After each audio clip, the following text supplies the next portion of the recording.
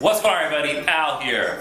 Street Sense Q&A Part 2. Part 2. At the Creed Boutique with Luis. My man, Al. What's going on, buddy? Welcome.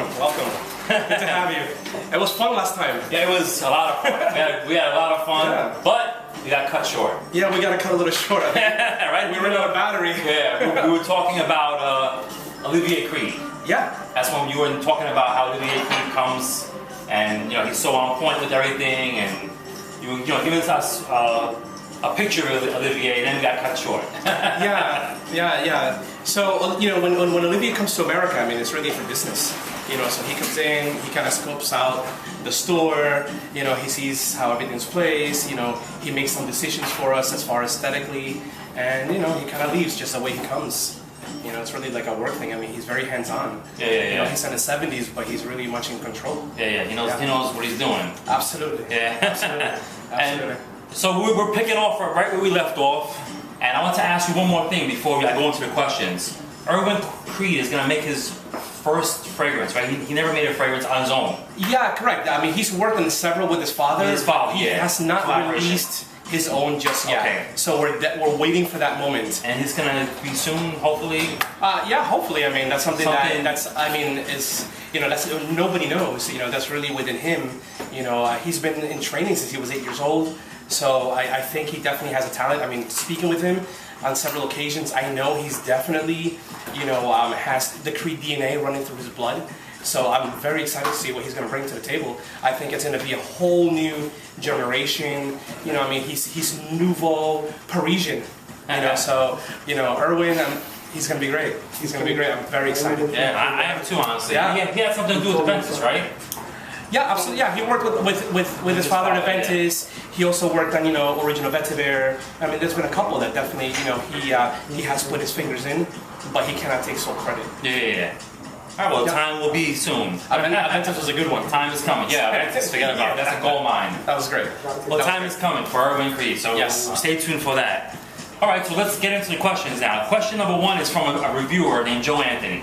Joe Anthony is a fellow reviewer. Yep. I want to give a big shout out to Joe Anthony. This guy, Joe Anthony, comments on every single one of my videos. He does his own videos. He's just out there, and he's a great guy. So that's right. Joe Anthony, big shout out to you, my man. The question from Joe is, hey bros, hope all is well. My question is, what is the one fragrance from Creed that isn't a Ventus, Original Vetiver, or GIT from the entire catalog that you would have to wear the rest of your life every day, because that would be the only fragrance on the planet? That would be the only fragrance on the planet would be destroyed, and why? Oh my God. If I had one... I'm sorry, I mean, cut you off. Sorry, there's a typo. It was supposed to say, because that would be the only fragrance on the planet that would get destroyed. Oh my God, from our collection, the one that's not in that realm, lately I've been wearing a lot of pure white cologne. Really? So, again, that's kind of like in my roots, being Spanish and wearing this light, fresh fragrances.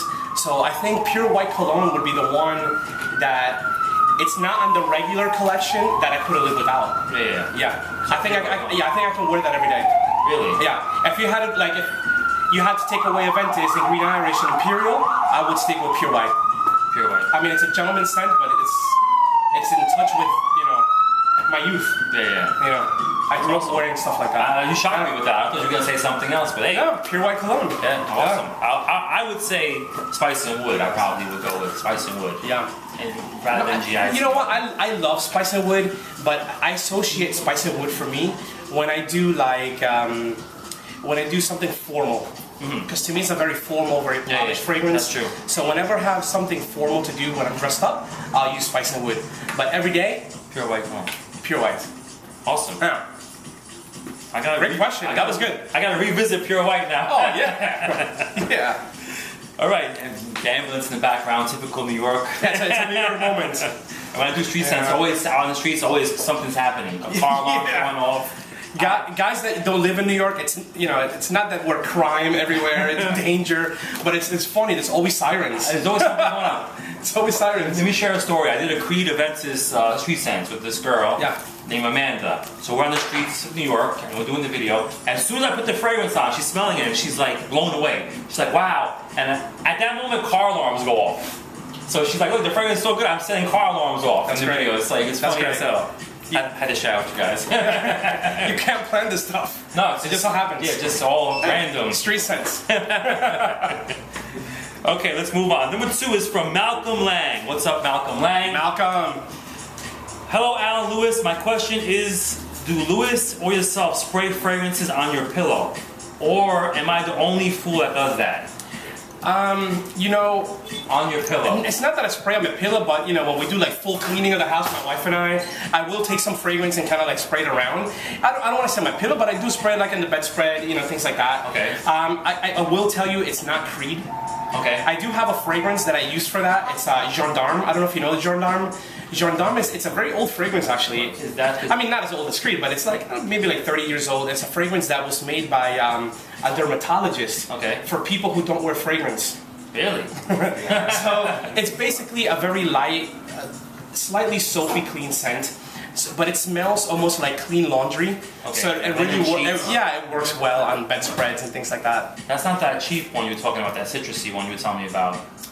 Which one? The 4711? No. Which You one? told me you were supposed to send me a picture. Oh yeah, that's not the one. Okay. That's for your body. That one you spray on You your still have to body. send me that text message. Yeah. Oh, I The thought I citrus sent it. one, Yeah. Okay, but it's called Gendarme? Yeah, Gendarme, the regular one. Not. I mean, they have several. Not the vetiver, not just plain Gendarme.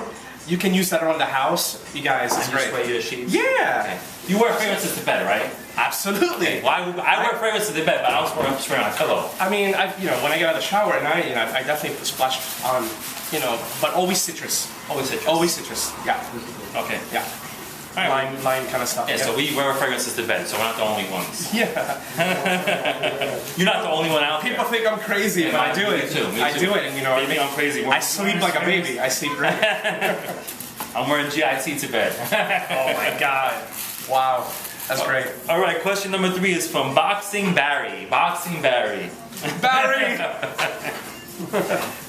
All right, this is not Creed related. I've got about 10 Creed fragrances which have me smelling good and get me compliments daily. I'm looking into the house of Amouage. What would you recommend I try sampling from this house that are compliment getters? You familiar with Amouage? Yeah, excuse me. Slightly. I know that they had one that contains the vetiver, red vetiver. I want to say it's something like to that effect. It's been a while since I visited their counter, but I remember that one intrigued me. Yeah. But Amouage, I know they have like a good selection of oud. So incense. Yeah. So play around with that. Yeah. I mean, I don't know it that well to like tell you a specific one, but anything with oud now, I think they're doing some great things. The trend is the trend is now. So if you can wear a heavier scent, play around with that. But I know that they have one the red vet something like that. Don't kill me, guys. I just can't remember exactly. It's been a while. It's been a couple of years. Well, my experience with Amouage, the ones that I've smelled, the one that works for me is Lyric Man. It's kind of a little bit of rosy. It has a rosy kind of vibe to it, but it's very fresh. It has like a bergamot, like citrusy fresh with the rose. Yeah. And that works for me, and I get a lot of compliments, and when I wear it, my wife loves it. So that's great. Amouage Lyric Man is the one I Yeah, rose in men's fragrances, it's good. It's good. Yeah. It's good. I mean, most of the times, a lot of guys are picking up a fragrance. Oh, I like that. They don't even know they're smelling rose. Yeah. There's a fragrance. It's Keton. Yeah. That has that. Yeah. They make the suits and all that. Yeah. But Keton, the regular Keton, they have a black one too. Yeah. No, not the black one, but the regular Keton, the one with like the red box. Red box. Yeah. That one has like white rose actually. I didn't know that. That's what makes it really smooth. So, you guys check that out. Keton. Yeah, I smell that in Bloomingdale's. Yeah. Very underrated fragrance. Great fragrance. Yeah, it really is. Yeah. The black one I'm not so crazy about, but the original one is actually really nice. Yeah. Very nice. Sweet, but nice. Underrated. Yeah. Keton. Number 4 is from Alan Sandusky. Alan Sandusky. Most niche fragrance houses price their products on the expensive side. Why doesn't Creed or other niche brands offer smaller bottles, making more affordable? For example, a 1 ounce, a 1.3 ounce size would be a great size option. That's the easy one to answer. Yeah, well, Yeah. You have 1 ounce. Yeah, we do have 1 ounces. You know, here in America, I mean, we try to keep the fragrances, you know, at an even level, because to have fragrances that scattered in pricing, sometimes it kind of confuses people. Although some fragrances, you know, you have to charge more. Like for example, Royal Oud. Royal Oud, you know, our oud is from India. It runs about $1,000 an ounce. So naturally, you know, that fragrance is going to cost more than Neroli Sauvage. Yeah. You know, it's just because of the ingredients. Correct, because of the ingredients. But then we do offer the, you know, a lot of the collection. You have. Yeah, I'm sorry. Keep going. We offer them in a 30 ml size. Yeah. You know, one, it's great to travel with because all these travel regulations now. Yeah. This you can just pop in your say. pocket. Yeah, and it's a great way to try the fragrance before you invest into like a half liter. Yeah. You know. Yeah. So we do offer that. I know some of the other niche houses, you know, they base their pricing again up against ingredients. Some ingredients are very, very expensive. Yeah. You know, even some synthetics are very expensive. So you know, hence to all that. So you know, technology is a part. You know, in houses like, you know, Editions de Parfum, Frederick Mall. You know, he uses, you know, high tech synthetics and some naturals. So some of these fragrances will cost more than your department store brands. You know, so technology, ingredient, and artistry are really, you know, what you pay for. Yeah, and then of course packaging. You know, so all these things. Yeah, all these things go really into making, you know, really the pricing of a fragrance. Yeah. You know, whether it's a department store designer or a niche. I mean, all these things kind of go into play. So technology, ingredient, artistry, packaging. Yeah. When you say artistry, perfume too. I'm sure some perfumes. Well, price tag. absolutely. I mean, if you're hiring outside perfumers, listen. I mean, not that he's for hire, but if you can afford to hire Jean-Claude Elena, I mean, you have to charge. You know.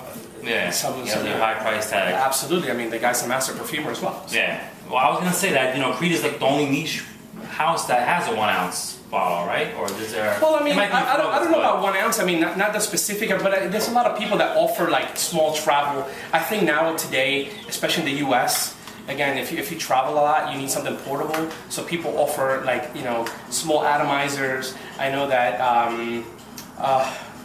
it slipped my mind. But yeah, there's a couple other houses that offer smaller atomizer type of vehicles for their fragrances. Yeah. All right, so Creed does come in a 1 ounce, which is called a travel size. Yeah. And that's, I think, really cool. Yeah, absolutely. All right, the next question is from Ghulam Ali.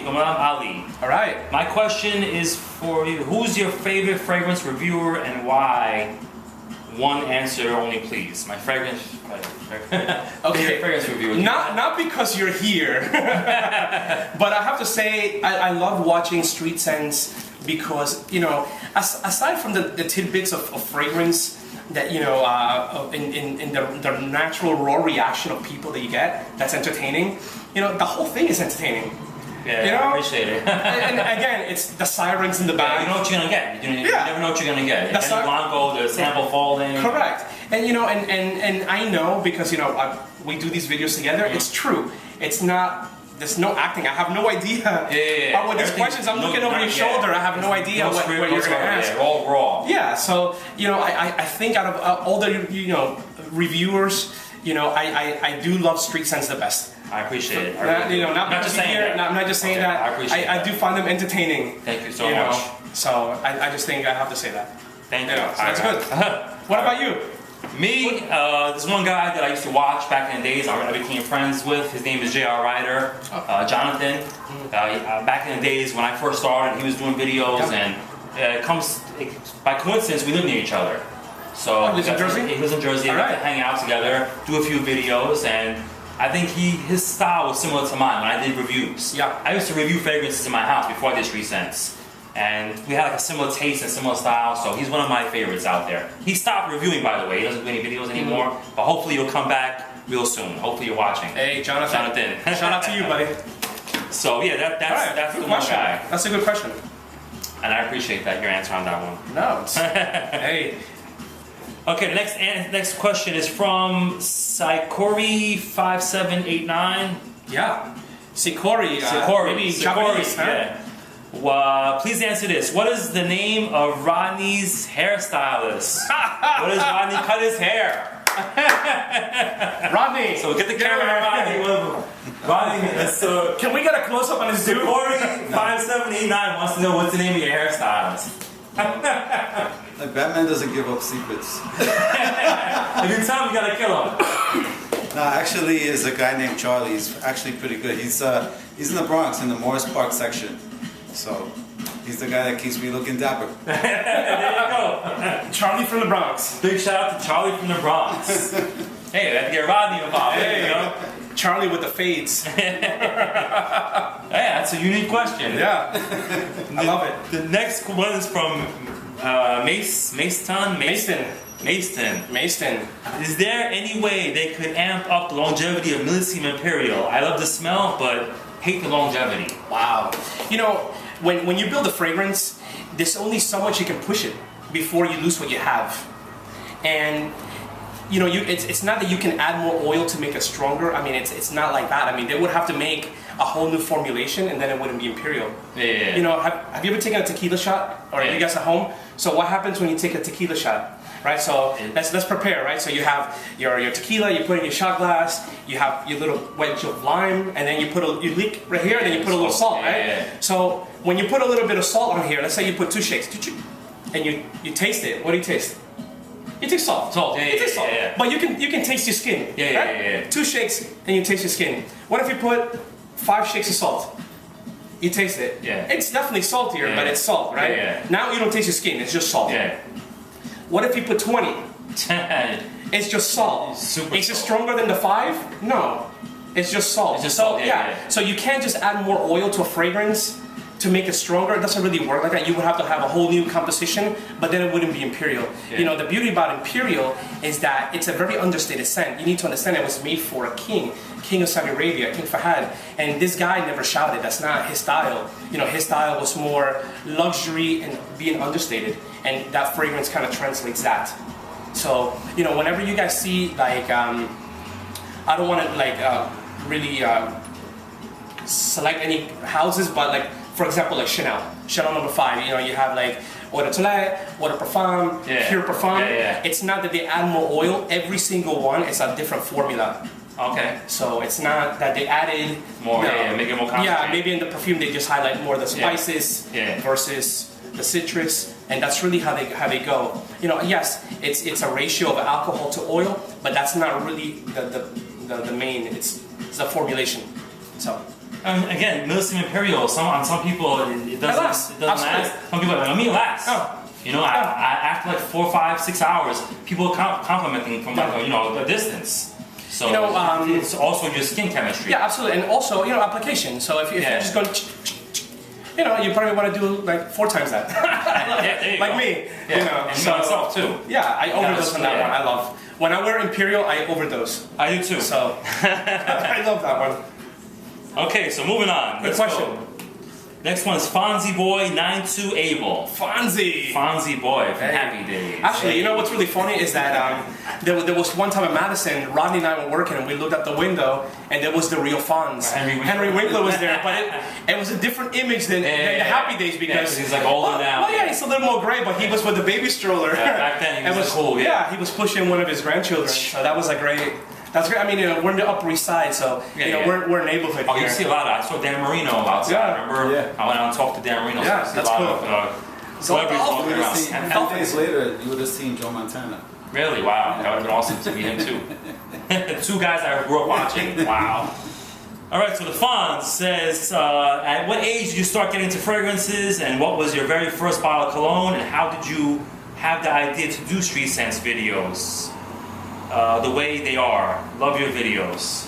So this is for, Yeah, well, I started wearing fragrance like long ago. You know, I grew up in, I came to the U.S. at the age of 7. You know, before that I was in Dominican Republic, and in my house, we all use fragrance, and in Dominican Republic, Haiti's next door, so they were colonized by the French. So French fragrances were available throughout throughout my country. You know, my grandmother wore Imperial from Guerlain, my father also, and wore Vetiver. So those were really my first fragrances, yeah. And then also, you know, I had like this baby colognes, you know, like Johnson & Johnson's. Not really in the US you find it so much, but like overseas, they made like these big like plastic bottles, and they have like a little blue cap for boys and the pink one and the yellow one. They're all kind of the same. They're all kind of like that light citrus, but like the women, the girls one would be a little bit rosier, but it's citrus. Yeah. So that's why I'm very fond of these things. It's kind of like, you know, I tap to my childhood. Yeah. So, you know, I grew up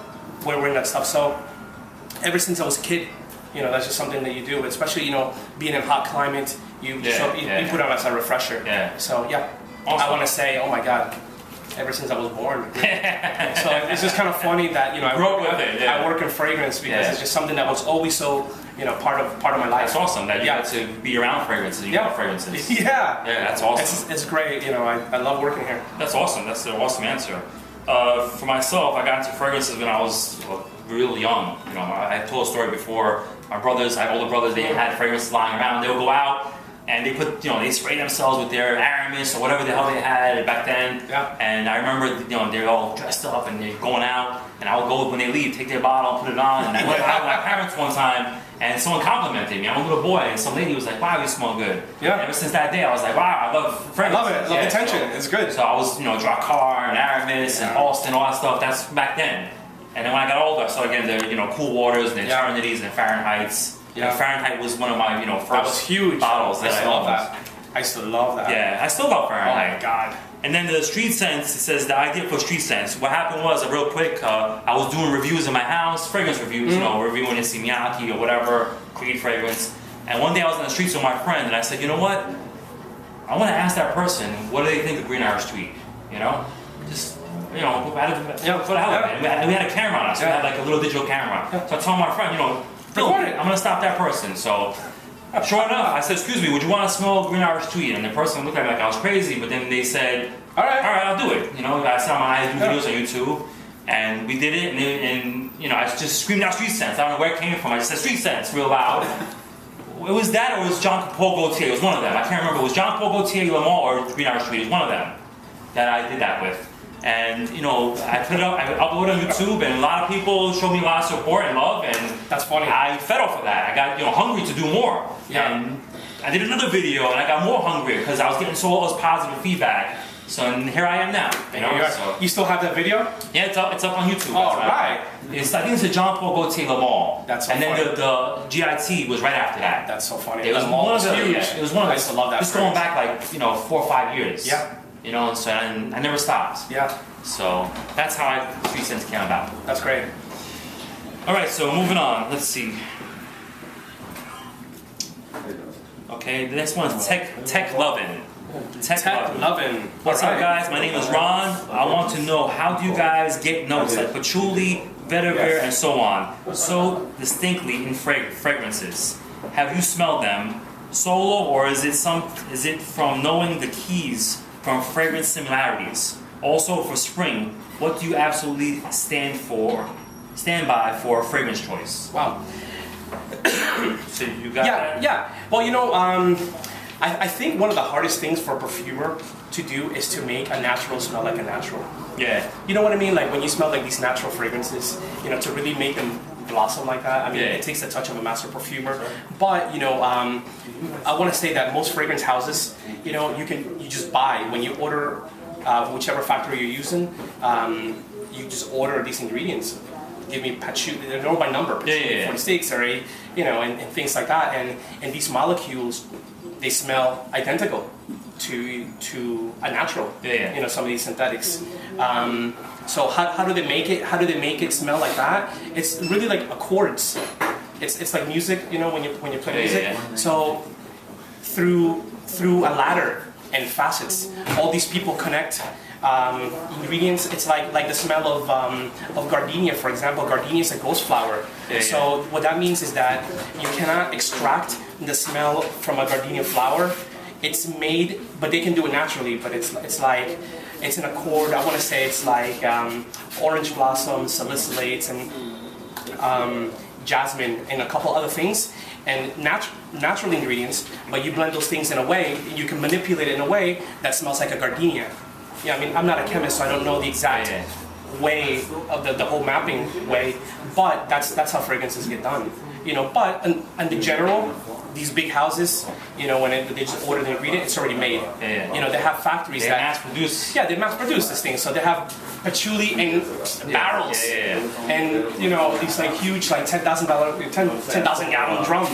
You know, That's so the whole world. yeah, absolutely. And have we smelled these in a raw form? Yeah, absolutely. I mean, I've definitely played around with a perfumer's organ, you know, where they have like all the raw materials. You know, I've definitely played with that. But you know, there's so many variations. You know, like something like vanilla, that sounds so common, but there's thousands of variations. Is it, you know, from Java? Is it from Fiji? Is it from South America? What time of the year was that vanilla picked? Because that makes a difference in how it smells. So, you know, there's just so much. There's so much. So, you know, that's a pretty difficult question to answer. Yes, I've smelled raw material. You know, and a lot of times it's not how you would think. You know, when you deal like well, actually like like vetiver, more exact like bergamot. You know, bergamot is something that we use a lot of here. Citrus. You know, and if you smell like a synthetic one, you're like, oh, it smells like orange, it smells like citrus. But the natural one, it doesn't. You don't smell it right away. Really? You don't smell it right away. You have to smell it. You have to smell it long and kind of let it aerate a little bit before you can even catch that citrusy feel. You know, because the synthetic is more exact. It's sole purpose. It's to smell like an orange. Where the bergamot it's just nature. It'll happen, you know, naturally. It has many facets. So it takes your brain a little bit of time to kind of, you know, to find that orange part of it. Wow. So yeah, that's interesting. Wow. Awesome. So that's kind of a pretty interesting question. Yeah, that is. But yeah, you know, and then again, you know, like patchouli is one of those ingredients that, you know, a lot of people either love it or hate it. Yeah. But but what's really funny, there's patchouli in a lot of them. It's just people don't know. Yeah, a lot of fragrances have patchouli. Yeah. Especially like in the dry down. Patchouli's always in the dry down fragrances. Yeah, because patchouli is deep. You know, bergamot always in the opening. Yeah, but why is that? Because bergamot is more fresh. You want to smell that fresh, airy kind of smell. Correct. But when you're putting in like let's say ingredients one on top of each other, you know, density is a factor in chemistry. So some of these molecules rise to the top, some kind of sink to the bottom, like your patchouli, because it's heavy, and then some kind of linger in the middle. That's how you have your top notes, middle, and base. Well, bergamot and citrus notes are always in the top. They're always in the top. Yeah, they're light. They're very volatile. They're like, no, not heat. No. And then you have your patchoulis and your ambers and sandalwood. They all sink in the bottom. Yeah. Those are anchors. Yeah, you know, exactly. Those are anchors. That's what like really like holds onto your skin and just kind of like you know takes you throughout the day. You know, like an interesting patchouli fragrance that I actually revisited recently is the one from Le Labo. Oh my God, that's serious patchouli. I mean, if you love patchouli, that's like boom, explosion in your face. You know, so for patchouli lovers, like check that one out. Le Labo patchouli. You know, but we do use patch in a couple. You know, like we definitely have it in Tabarot Millésime. We have it in Original Santal. You know, which is it's a beautiful ingredient. It's just but it's been labeled like hippie. Because it was just so overdone in the 60s. Back in the 60s. Terry Mugler uses a lot of patchouli in a lot of his fragrances. Almost all of them have it in the backbone. You know, patchouli is his signature DNA. Patch. Awesome. It's coming back. It's one of those things. It never went away, but people don't talk about it as much. It's funny. People do picture hippies when absolutely. Patchouli oil. Patchouli oil. Okay, the next one. Peace and love. Woodstock. Yeah. Jason O'Brien says, if you were to make your own fragrance, would it be fresh and crisp or dark and warm? What are some notes you would like in it? What would you name it? What would you name it? Oh my God. It would take me a little time to like. It's a hard question to answer. Actually, you know what? The name I would call it like Acqua di Cavallo. My last name and water, right? So definitely on the fresher realm, and it would really be something like it would fall like something between maybe like Issey Miyake and Aventus, right? So something that's like that has that fresh, ozonic, almost aquatic kind of feel. but then it has The Aventus. it has a little bit of like a rough edge. Yeah. So it's fresh, citrusy, but not so tailored. Yeah. Maybe a little bit like messy hair. Yeah. You know what I mean? Yeah. A little bit more like masculine. That's a great answer. It's Enoch and Aventus. I like Yeah, that. Acqua di Cavallo. Yeah. I was thinking, Available at Barney's. you know, Something something we'll be looking for that. along those lines. You know, like something Yeah. fresh and Yes. I like Bergamot 22 is a great fresh. Oh yeah, that's good too. Yeah, I just think you can never go wrong with a fresh scent. Nah, Fresh scent. It's not just for summer. You can wear that all the time. And I think in a circle of people, it's always acceptable. Oh yeah. Where if you're walking in with a spice Yeah, during the day, sometimes it's just not so it's not so accepted. Fresh always gets compliments and it's always accepted, like you said. It's just easy to wear. And I'm a huge fan of fresh fragrances. Yeah. Fresh and aquatic and citrus. I love all that. I love the warm weather when I take out all those fragrances. Yeah. It's a little hard to wear some of them in the winter, I'll be honest. But Correct. Aventus is one that you can wear all year. That's All the why- time. Yeah, that's what I love about All the Aventus. time. That's why I love about Aventus all year. Yeah. All year. I mean, it has Timeless. timeless. Has no limit. Yeah, It has no that's what limit. makes it such a great fragrance.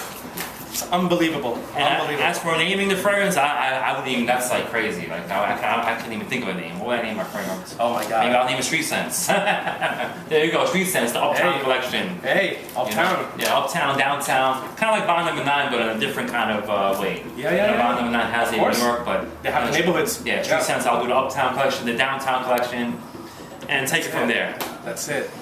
Okay, so moving on. That was great. Uptown. What are the 5 longest lasting creeds? This is from Costa Nikolic. Ooh.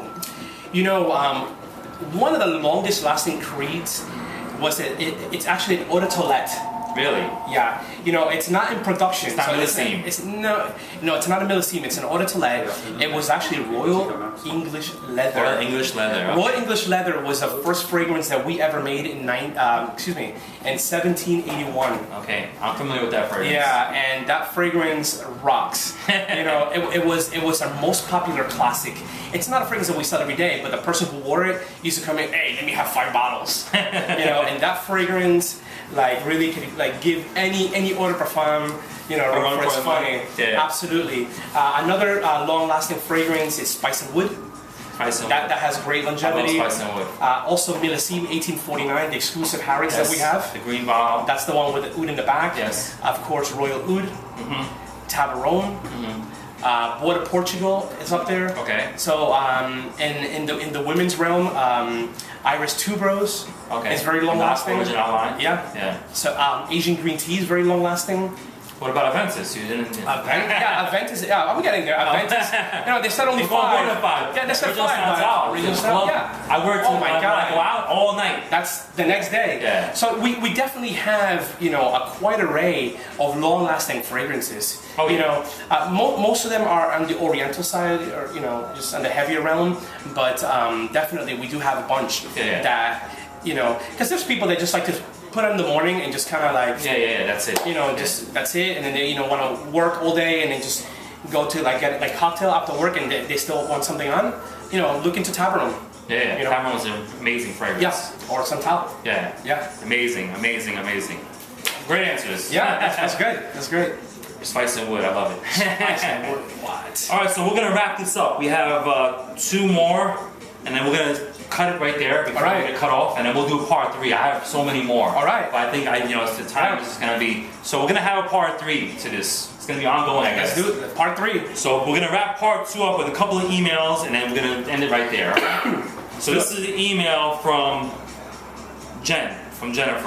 Email. It says, "What are your favorite TV shows?" Taking it to a whole. Oh my God.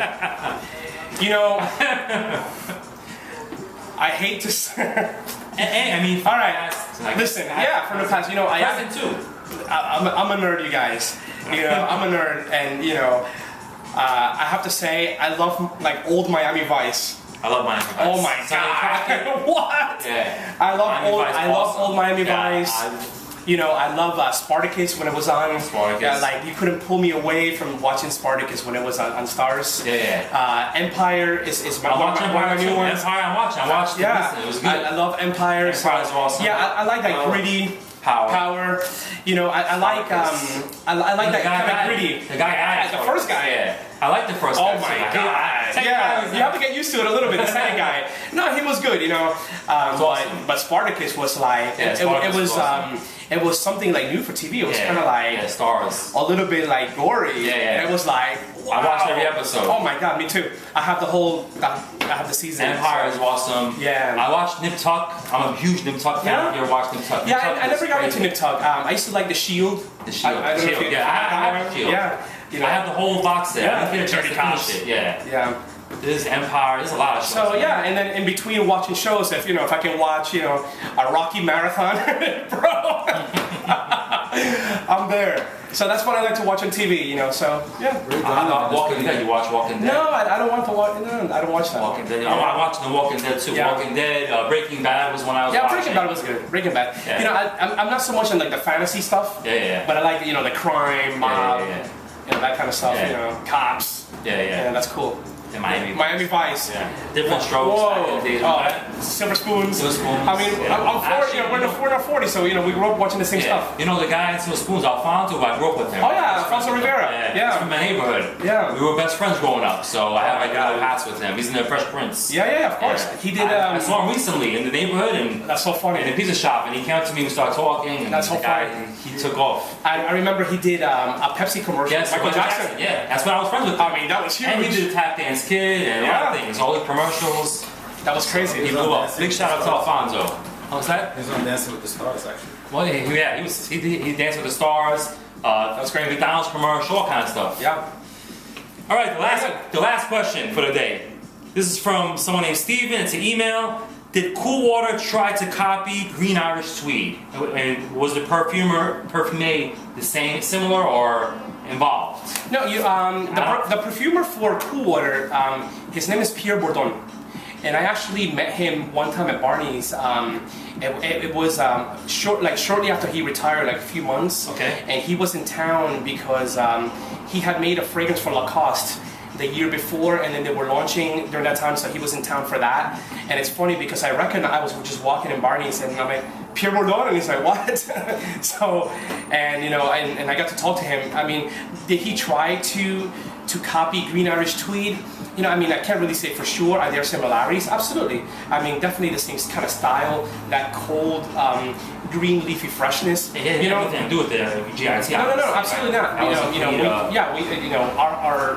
We use in-house perfume, which is Creed family. Unless Pierre is one of the Creeds. I'm not sure. Or maybe he had some kind of in or something with the formula. I don't think so. I think it's pretty because much people do say that they smell kind of similar in a weird way. Yeah, absolutely. But you know what? You know what's really funny? Like you think about Cool Water, like it's supposed to be like a fresh aquatic from the name, but it's not. It's a fourget. Okay. It's a green scent, kind of like Green Irish Tweed. I think Green Irish Tweed, not only Cool Water, but it paved the ways for a lot of fragrances like Acqua di Gio as well. Green Irish Tweed was definitely the first, made earlier, introduced to the public in 1985.